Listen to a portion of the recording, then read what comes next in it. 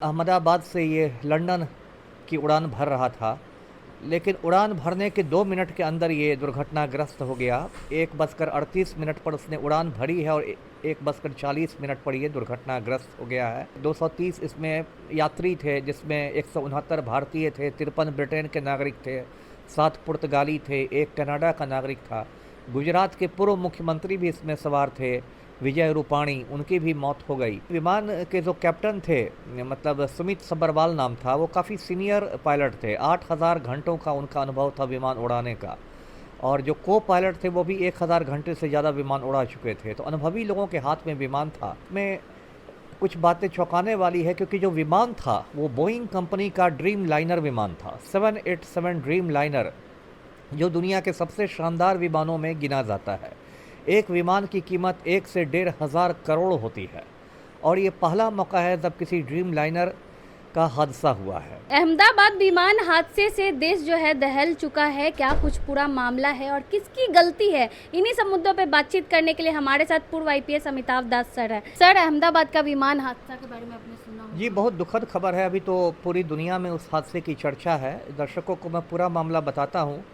ये अहमदाबाद में सरदार वल्लभ भाई पटेल हवाई अड्डा है, और वहीं से कल ये एयर इंडिया का विमान उड़ा था, उड़ान संख्या AI-171। और ये अहमदाबाद से ये लंदन की उड़ान भर रहा था, लेकिन उड़ान भरने के 2 मिनट के अंदर ये दुर्घटनाग्रस्त हो गया। 1:38 पर उसने उड़ान भरी है और 1:40 पर ये दुर्घटनाग्रस्त हो गया है।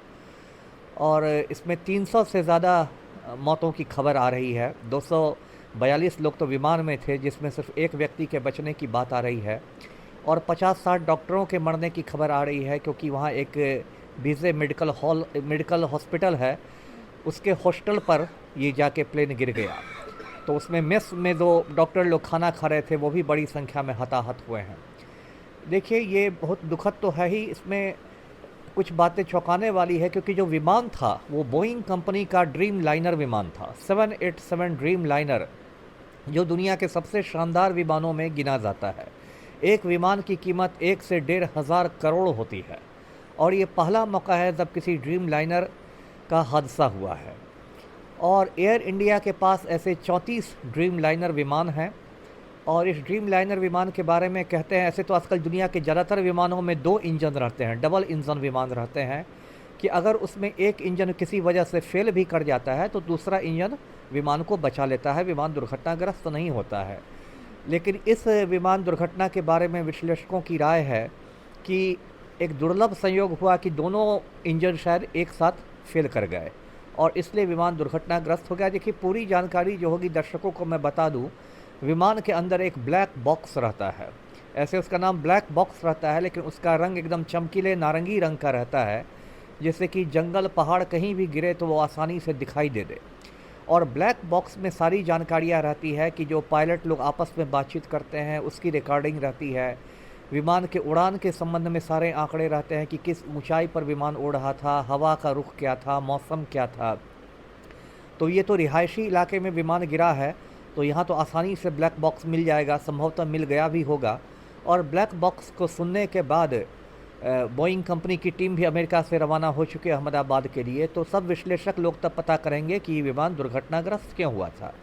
देखिए, विमान के जो कैप्टन थे, मतलब सुमित सब्बरवाल नाम था, वो काफ़ी सीनियर पायलट थे। 8000 घंटों का उनका अनुभव था विमान उड़ाने का, और जो को पायलट थे वो भी 1000 घंटे से ज़्यादा विमान उड़ा चुके थे। तो अनुभवी लोगों के हाथ में विमान था, लेकिन विमान उड़ते ही लगता है कोई संकट आ गया, क्योंकि जो पायलट थे उन्होंने मेडे कॉल किया। मतलब 3 बार उन्होंने कहा मेडे मेडे मेडे। ये एक फ्रेंच भाषा का शब्द है मेडे, जिसका मतलब होता है कि मदद करो। जब कोई विमान बहुत गंभीर संकट में आ जाता है तो एयर कंट्रोल को पायलट मेडे सिग्नल भेजता है, इसका मतलब कि बहुत गंभीर संकट है, हमें मदद चाहिए। लेकिन ये संकट तो मतलब इतनी जल्दी सब कुछ ख़त्म हो गया 120 सेकंड में, 2 मिनट में, कि क्या कोई मदद कर सकेगा। और वो जो इलाका है, मेघानी नगर नाम है, वो अहमदाबाद का बहुत भीड़ भाड़ वाला एक रिहायशी इलाका है, और वहाँ जैसा कि बताया डॉक्टरों के मेस में ये प्लेन गिर गया। अब प्लेन में सारे लोग मारे गए। 2 तो पायलट थे, 10 क्रू वाले थे, 230 इसमें यात्री थे, जिसमें 169 भारतीय थे, 53 ब्रिटेन के नागरिक थे, 7 पुर्तगाली थे, 1 कनाडा का नागरिक था। गुजरात के पूर्व मुख्यमंत्री भी इसमें सवार थे, विजय रूपाणी, उनकी भी मौत हो गई। और एक बस एक रमेश कुमार विकास, एक मुकद्दर का सिकंदर आप उसको कह लीजिए, वो बस एक बचा हुआ है यात्री, जिसके बारे में खबरें आ रही है कि वो जलते हुए विमान में जो इमरजेंसी डोर होता है, जो आपातकालीन द्वार होता है, उसको तोड़ के वो कूद गया। उसको हल्की फुल्की चोटें आई लेकिन उसकी जान बच गई। तो वो तो खैर बहुत किस्मत वाला है, वो तो मतलब उसका समझिए पुनर्जन्म हुआ है। लेकिन देखिए ब्लैक बॉक्स के बाद क्या इस हादसे के मतलब की वजहें सामने आती हैं। जी 1-1 करोड़ रुपए मुआवजे की बात की जी जी, जो एयर इंडिया जो है विमान सेवा, मैं दर्शकों को बता दूं, ये पहले सरकारी विमान सेवा थी, लेकिन अब उसे टाटा समूह ने खरीद लिया है। अब टाटा समूह की वो विमान सेवा है, निजी विमान सेवा है। तो टाटा समूह ने ऐलान किया है कि जितने भी यात्री मारे गए, एक को छोड़ के तो सभी यात्री मारे ही गए, तो हर मृतक को 1-1 करोड़ रुपए मतलब मुआवजा के तौर पर देगा, हर्जाना देगा। खैर जान तो किसी की नहीं लौटेगी, लेकिन ठीक है, एक तरह का सांत्वना राशि आप इसको कह सकते हैं, अनुग्रह राशि कह सकती हैं। जी लेकिन सोशल मीडिया पे अब सवाल उठ रहे हैं सर, लगातार हादसे हो रहे हैं, रेल हादसा हो गया, विमान हादसा हो गया, महाकुंभ में जो हादसा हुआ, इसके बाद भी सरकार जो है सो रही है। सरकार तो अब मैं क्या कहूँ, मोदी जी हैं, है ना, इसके लिए अभी नेहरू जी को ही ब्लेम कर देंगे। हो सकता है मोदी जी कह दे, रात होने तक उसका बयान आता है कि पंडित नेहरू की वजह से अहमदाबाद हादसा हुआ, या इसके पीछे भी राहुल गांधी को निकाल दे। ये सरकार बिल्कुल संवेदनहीन सरकार है। अभी तो सोशल मीडिया पर एक मजाक चल रहा है कि पहली बार भारत को मालूम हुआ कि इस देश में एक नागरिक उड्डयन मंत्री भी है, कोई राम मोहन नायडू। मोदी सरकार में नागरिक उड्डयन मंत्री हैं, विमान सेवाएं देखते हैं, उनका नाम भी कोई माई का लाल नहीं जानता था। कल दुर्घटना के बाद मालूम हुआ कि एक राम मोहन नायडू हैं, वो नागरिक उड्डयन मंत्री हैं, जब वो घटना स्थल पर पहुंचे हैं। सरकार देखिए बिल्कुल संवेदनहीन है, हर चीज़ का निजीकरण हो रहा है। अब ये जो अहमदाबाद हवाई अड्डा है, इसे गौतम अडानी के हवाले किया जा चुका है। एयर इंडिया है टाटा के हवाले, हवाई अड्डा है अडानी के हवाले। तो सरकार तो हर चीज़ से पल्ला झाड़ लेगी कि हमारी तो कोई ड्यूटी ही नहीं।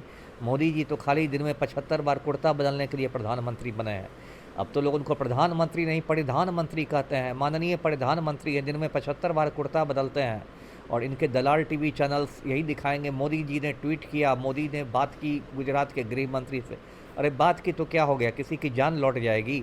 हर बार यही होता है। कुंभ मेला में देखिए आदित्यनाथ ने कहा था कि 37 मौतें हुई हैं, अब बीबी से कह रहा है कि 87 मौतें हुई, और मुझे तो लगता है कि 500 से कम मौतें नहीं हुई होंगी। रेल हादसा भी लगातार, रेल हादसा हो रहा है, सब चीज़ का हादसा हो रहा है, पूरा देश ही हादसों का शिकार हो गया है। लेकिन सरकार जो बिल्कुल है, वो आप कह सकते हैं मोदी एक शर्म निरपेक्ष नेता है। मैं तो धर्म निरपेक्ष हूँ, मोदी जी शर्म निरपेक्ष हैं। शर्म हया लज्जा सब त्याग चुके हैं, तो क्या होगा देश में। जी ठीक है, बहुत बहुत धन्यवाद सर। हमारे साथ पूर्व आईपीएस अमिताभ दास सर थे। अहमदाबाद विमान हादसा को लेकर हमने इनसे बातचीत की। बाकी आप क्या को सोचते हैं, अपनी राय कमेंट बॉक्स में ज़रूर दें। धन्यवाद।